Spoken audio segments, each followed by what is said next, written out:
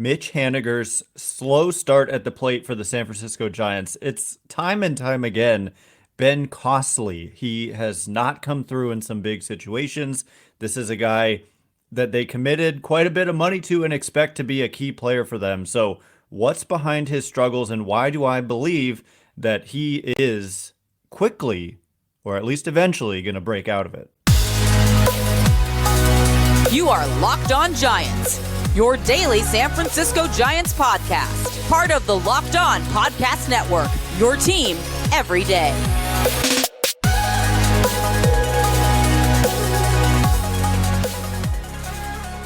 Hello and welcome to Locked On Giants, part of the Locked On Podcast Network, where it's your team every day. My name is Ben Kaspick, and on the show we provide daily episodes Monday through Friday, talking about the San Francisco Giants in a way that's data-driven and rational, but also simple, passionate, and accessible to all.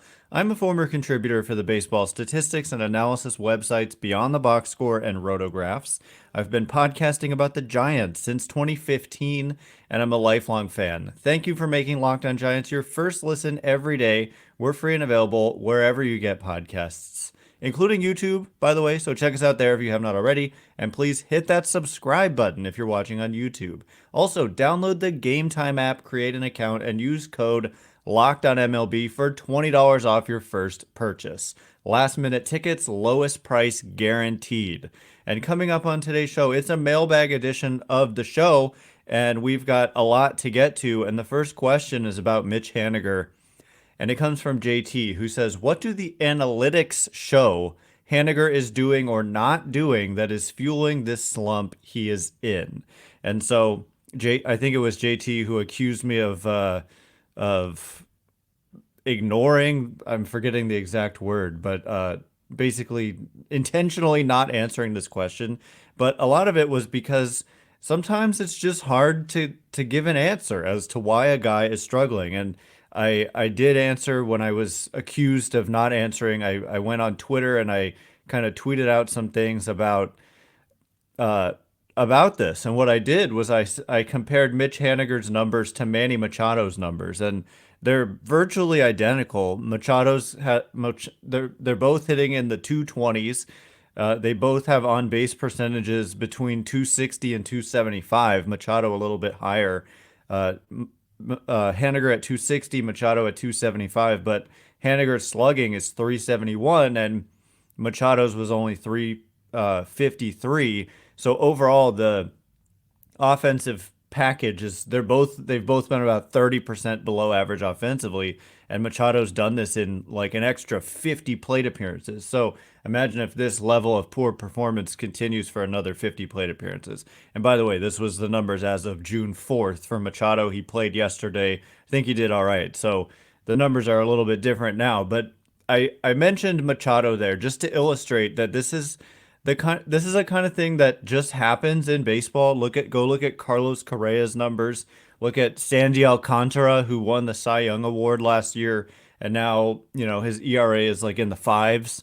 And so baseball is just kind of a crazy game in that way, in that it's such a difficult game. I think that's kind of the number one explanation, in that even the very best players like Machado and Alcantara can just go through prolonged periods of really struggling. And also, though, a couple things I wanted to point out was that so I could look, but when I tweeted this out 2 days ago, I mentioned that prior to that day's game, which was another like 0 for 4 for Haniger, over his previous whatever number of games, but 52 plate appearances, he had actually turned it around. And if you look at the numbers, he was hitting 292 with a 346 on base and a 479 slugging, which was a 127 weighted runs created plus. And so that's the other thing about baseball, is that if you're a guy like Haniger who has a track record like he does, I think in any given moment, you kind of just expect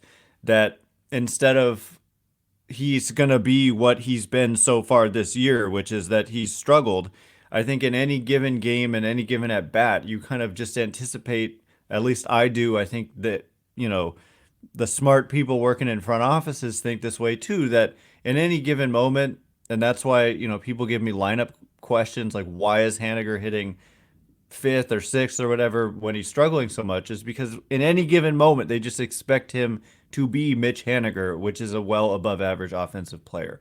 And so I haven't exactly answered your question yet, which is what's like the analytics behind it. One thing to point out here is that unlike Machado, whose expected numbers are kind of in line with his actual numbers, Mitch Haniger, there's a metric called weighted on base average. It's not that complicated, but it maybe sounds complicated if you're not familiar with it. But basically, it's an all encompassing offensive metric. It's correctly weighting all the different offensive outcomes, like what is the proper weight we should give to a single versus a double versus a triple versus a homer versus a walk versus an out, etc. And it's scaled so that the average weighted on base average is the average on base percentage for that season. And so for, right now, the average on base percentage, I think is, it's typically in like the 315, 320 range. And so for Haniger, his actual weighted on base average is 273, which is obviously well below average. If I'm saying average is about 315 or so. But the expected weighted on base average, and this is based on StatCast stuff, like it just judges like how you're hitting the ball. When we say like that ball had an expected batting average of 890, which by the way he had in his most recent game, or at least two, I think it was 2 games ago. He hit a ball to center field, and Aaron Hicks made kind of a circus catch at the wall, and that ball had an expected average of 890, and the expected slugging, I'm sure, was off the charts too because it was hit so well. It went like basically 400 feet, hit 104 miles an hour, but it was caught. And so anyway, for Haniger, the expected weighted on base average is 330, which is above average, versus the actual weighted on base average of 273. So a 60-point gap there. And so it's easy to say like, oh, it's all just about he's been unlucky. And I think a lot of people, frankly, like even like analytics people will say that's it. He's just been unlucky. But if you're actually watching the games, which you are, I'm sure, if you're asking this question, and so many of you are watching these games where he's coming up in big situations, and it's not just like, oh, he's hitting rockets right at people. It's like, no, he's swinging and missing. He's chasing pitches out of the zone and then taking pitches in the zone. So I think he's just out of whack, like mentally and mechanically, and it gets to you in your head. You want to make a good impression to your new fans. He grew up a Giants fan. He's got, a lot of probably friends and family here and rooting for him and watching him. And so it's just been a little bit of a grind. But like I said, I think moving forward, I just expect at any given moment that he's going to figure it out. And going to Coors Field right now is a good place to go where, I think I'm going to look at, if you want the actual kind of more advanced numbers, he's hit well against fastballs this year. Against fastballs, he's hit 314 with a 500 slugging. That's a weighted on base average of 363. And the expected weighted on base average there is even better at 408. So he's had no problem with fastballs. But breaking balls, which are, these days the sweeper is a breaking ball, slider, curveball, those are breaking balls. He's got a weighted on base average of 155, in layman's terms, a 111 batting average and a 222 slugging, so very poor. And then off speed pitches, which are like changeups and splitters and stuff, also a 111 batting average with a 167 slugging. And he's seeing those two pitch types about half the time. And so basically, if you throw him a fastball and he puts it in play, he's probably going to do pretty well. But if you throw him a breaking ball, I mean, not even if he puts it in play, we're counting like strikeouts and walks as well in these numbers. Well, not in the average and the slugging, but the weighted on base average does count those. So anyway, he's having trouble with non-fastballs, like simply put. But what I'm seeing sometimes is that he's like taking a fastball and chasing out of the zone on a breaking ball. But the overall numbers, like when I actually look at them, his kind of chase rate is in line with his career norms. His contact rates are kind of in line with his career norms. And so I don't know. I think Coors Field is a great place because breaking balls they don't work as well there. And so maybe he goes off in this series and the numbers start to normalize there. Anyway, that was kind of a somewhat detailed answer. And coming up in just a minute, we're going to discuss Blake Sable's destiny because, uh, I mean, it's very complicated this year, and we also wonder about what's his future in the organization in years to come. So we'll get to that question in just a minute. But before we do, this episode is brought to you by Game Time. Buying tickets to your favorite event shouldn't have to be so stressful, and for me, it always was before Game Time. I'm Something that you may not know about me is that I'm a stickler for getting the best price. And I don't know about you, but like when you're buying tickets, do you ever wonder, am I like first of all, last minute tickets, that's a thing. But also, if you buy them in advance, you've got to think about, is this the right time to buy them, or should I wait a little bit longer? And am I getting the best price? And that's something I always used to stress about. But now with Game Time, those issues are solved because with the lowest price guarantee, it means you'll always get the best price. Because if you find tickets in the same section and row for less, Game Time will credit you not just 100% of the difference, but 110% of the difference. So snag the tickets without the stress with Game Time. Download the Game Time app, create an account, and use code LOCKEDONMLB for $20 off your first purchase. Terms apply. Again, create an account and redeem code LOCKEDONMLB for $20 off. Download Game Time today. Last minute tickets, lowest price guaranteed.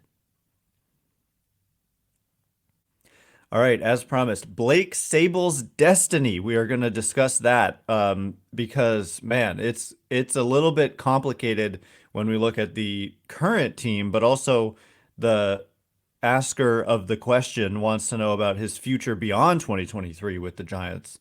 And so we'll get to that in just a minute. Thanks again for making Locked On Giants your first listen every day. Everydayers, tomorrow on the show, guess what? We'll be breaking down game one in Colorado with the Giants going with an opener. John Brebbia again against Dinelson Lamet, right-handed pitcher. I expect some activations like Tyro Estrada, Jock Peterson. Hopefully Michael Conforto can go.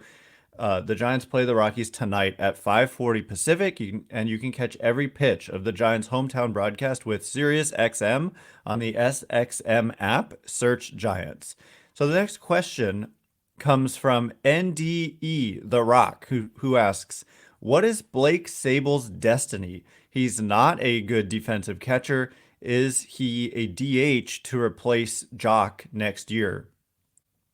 And so, yeah, like him being a catcher, I thought and still kind of think is an important part of his future with the team because they don't really have a spot in the outfield when you consider they've got Haniger, they've got Conforto, they've got Yastrzemski, they've got Slater, they've got Luis Matos tearing it up in AAA. And so, like, where is that opening going to come from? And if you want to say, like, I'm getting Tommy La Stella vibes, not that anyone's done this yet, but like, I don't think they're just going to cut Mitch Haniger based on 2 months of a rough start. And so I expect him to turn it around. So if you've got Haniger performing, performing, and Slater and Yastrzemski, who have done well in their roles this year performing, then there's not really an outfield spot for Sable.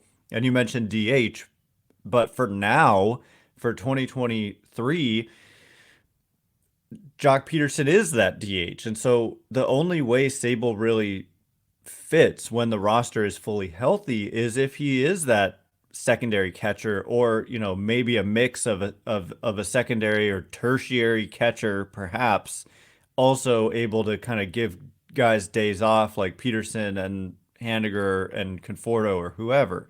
And so my understanding from reports that I've heard is that they fully intend to keep Blake Sable this season, and they want to get past that Rule 5 status. And the way that works is he would have to be on the Major League roster all season.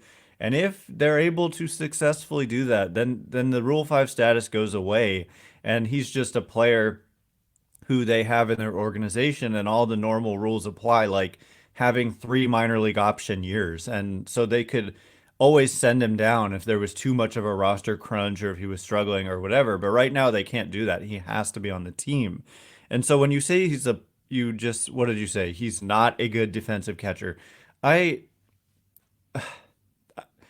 it's in certain areas, I definitely agree. But maybe they believe that those areas, and I mean, it's hard to learn on the fly. He's caught in the past, but at the major league level, it's tough. These pitchers are throwing nasty pitches, and the number one thing I've seen that's been a struggle has been like the blocking and or the pass balls, which is kind of a blocking issue as well, but just not getting the glove in the right position, like maybe anticipating it's not going to move quite as much as it does, and then balls getting by him and allowing runners to advance. That's the number one issue that I've seen. But framing wise, I think he's actually been good and has, the numbers back it up. If you look at the baseball savant kind of framing numbers, I believe that he has graded out well as a framer. And that is really important. It may be the most important thing that a catcher does actually, because the count is so critically important, like the ball strike count. And so if you're able to steal strikes or keep strikes and not called balls, it's super valuable. And the occasional pass ball is arguably less important actually. And that may sound counterintuitive, but there's data to back this up, because with framing, it's like every single pitch. And so you can really make an influence because you can do it like dozens of times a game, whereas you might get one pass ball in a game and sometimes it hurts you, sometimes it doesn't. But anyway, so I think like Kapler said at the beginning of the year, that for Sabol to stick on our roster, he has to prove to be a capable defensive catcher. Like he said that. And I think it probably still applies especially with all these guys coming back, especially with Matos doing what he's doing in AAA. So therefore he could be like, it's already a crowded outfield and you may try to squeeze Matos in there somehow. And where does that leave Sabol? So getting to your question about his destiny and next year, a DH to replace Jock, I'm not quite so confident in his hitting yet. I mean, Jock Peterson is like an impact bat, and Sabol has definitely he's definitely impressed me offensively. And it is kind of like he's done well against righties, not done well against lefties. So it is looking like more of a platoon situation, but that's obviously also the case with Jock Peterson. But I think that's a big risk, and you'd probably rather just maybe bring back Jock Peterson for a couple more years, 2 or 3 more years, depending on how the rest of this season goes. And maybe they just want Sabol to continue to work on that catching. And what's so where it's really, we're gonna find something out here when Joey Bart is ready to come back, because is Joey Bart gonna come back, and are they gonna like send out Patrick Bailey, or are they going to try to squeeze Bart and Bailey and Sabol all onto the roster together? Where does that leave Sabol? Where does the playing time come from when you've got two other catchers on the roster? But I would not say with any kind of confidence that they just are going to have Sabol be the DH next year, because you better hit if you're the DH. And overall, Sabol's offensive numbers are solid, but they're not spectacular. But he's shown improvement. He's really hit righty. So I think we need the rest of the season for this to become more clear. And I think it will by the time the end of September and hopefully deep into October comes around, we'll have a lot more answers on this one. So coming up in just a minute, we're going to talk about, speaking of Luis Matos, how did he improve so much? Because last year was such a down year, and this year has been a complete turnaround. So what is behind the turnaround, and why does it leave him on the cusp of the major leagues? We'll get into it in just a minute. But before we do, this show is sponsored by BetterHelp. I don't know about you, but mental health is not something that I want to address sometimes. And especially, to be perfectly honest with you, if you have a traumatic event in your life, or I mean, whether or not you do, whether it was in childhood or whether it was recent. I'll be honest, I had a traumatic medical event that happened to me several years ago now, but trying to like deal with that on my own just frankly didn't work and was absolutely the wrong thing to do. And what I needed to do was seek out help. And that has made a tremendous difference for me to be able to talk to somebody who, a therapist really, who is able to help me work through the issues associated with that. And so if you're thinking of starting therapy for whatever reason, it doesn't have to be a traumatic life is traumatic, a traumatic event a lot of the time. And so just the stresses of everyday life, COVID, whatever it is, if you're thinking of starting therapy, which you should probably, I would say, give BetterHelp a try. It's entirely online, designed to be convenient, flexible, and suited to your schedule. Just fill out a brief questionnaire to get matched with a licensed therapist and switch therapists anytime for no additional charge. Find more balance with BetterHelp. Visit betterhelp.com/lockedonmlb today to get 10% off your first month. That's BetterHelp, HELP.com/lockedonmlb. All right, as promised, we are going to discuss what is behind the turnaround for Luis Matos, who had such a down year last year in whatever high A, right? We'll dig deep into the numbers in just a second. And yet he turned it around and now he finds himself tearing it up in Triple A. And so we'll get into that in just a second. Thanks again for making Locked On Giants your first listen every day. Everydayers tomorrow breaking down game one of this series in Colorado. First time Giants have been to Denver this season. Always a great place to hit. Not a great place to pitch, but the Giants are better than the Rockies, and this is just a series you need to take advantage and blast past that 500 mark and don't struggle. I mean, you got to take care of the teams you're supposed to take care of, and it starts tonight. The Giants play the Rockies at 5:40 Pacific, and you can catch every pitch of the Giants' hometown broadcast with SiriusXM on the SXM app. Search Giants. So Luis Matos is quite the story, and he finds himself in AAA where he's been about 40% better than league average there, and he's 21 years old. He just turned 21 in late January, and so very young for the level, and he's hitting 397 with a 434 on base and 551 slugging. He's got 4 steals. He's been caught one time.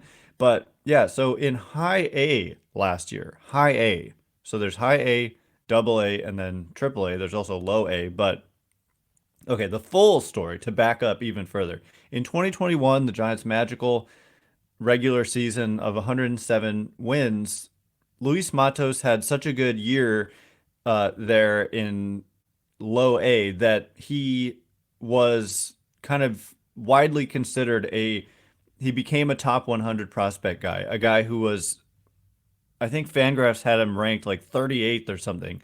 There was conversation that he was a better prospect than Marco Luciano. And so his stock was very much on the rise.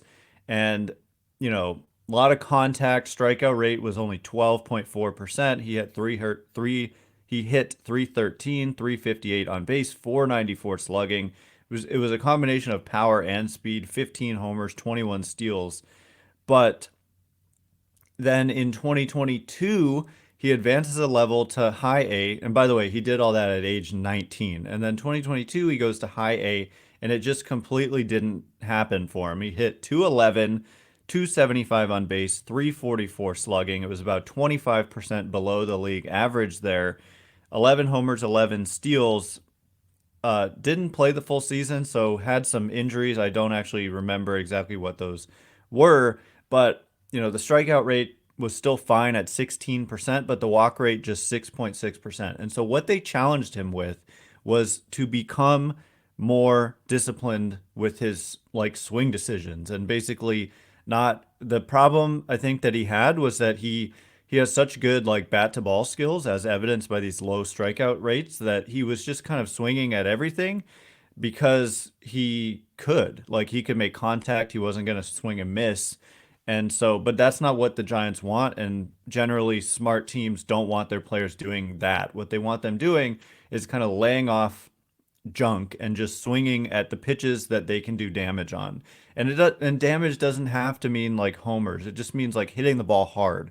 Swing at the pitches that you can really hit, whether it's, a line drive, whether it's a homer or just a rocket that maybe finds a gap or something. That those are the pitches they want you swinging at. And so that's what's mostly behind his success this season because not only did he go back to high A, I mean, he didn't go back to high A where he had struggled so much last year. They aggressively promoted him to double A and, jumping up a level, he got way better. And like I said, the walk rate last year in a lower level was 6.6%. And then he goes to double A this year, the walk rate was 12.8%. So nearly doubles his walk rate, cut his strikeout rate from 16% to 9%, and hit 304, 398 on base, 443 slugging. And after 31 games, they promoted him to AAA, where he's now the walk rate has come back down to only 6%. The strikeout rate has stayed low. It's even gone even lower than it was in Double A to 7.2%. And so I think they probably want to see him get back to being selective at the plate, but just the numbers are so good that he's just seeing pitches in the zone and he's just crushing them. So he's done so well there. And but the what was behind the success in Double A that earned the promotion to Triple A absolutely had to do with plate discipline and not chasing, and therefore the walk numbers go up, etc. So that's what's behind it, and hopefully we see him soon. Although, seeing him soon, maybe like there's not a lot of room in that outfield, like I said, and so it might have to be the result of an injury, which of course I'm not rooting for, but I don't know. It's going to be fascinating to see when we see him, when we see Kyle Harrison, etc. So that is all the time we have for today. Thanks again for making Locked On Giants your first listen every day. Everydayers tomorrow on the show, breaking down Game 1 in Colorado. Hopefully the Giants just explode offensively. Dinelson Lamet, I don't know how many innings he's pitched, but the ERA is like through the roof. I'm actually going to look it up right this second to give you a brief little preview. He's got a 13.17 ERA in 13 innings. The expected ERA is 3.91, and so man, I don't know what happened there, but he's in that rotation, and this is a guy who was previously good, and so we'll see. But hopefully the Giants in their bullpen game, really it's just John Brebbia acting as an opener for either Sean Manaea or Tristan Beck. That's what's coming up tonight. Giants play those Rockies tonight at 5:40 Pacific. Catch every pitch of the Giants' hometown broadcast with SiriusXM on the SXM app. Search Giants. Once again, my name's Ben Kaspick. Check me out on Twitter at Ben Kaspick, Kaspick. If you like this show, please consider rating it or leaving a review. It helps me out a lot, so thanks in advance. And thank you to everyone who's done so already. I can't wait to be with you again tomorrow. Thanks again for listening. You are now Locked On Giants.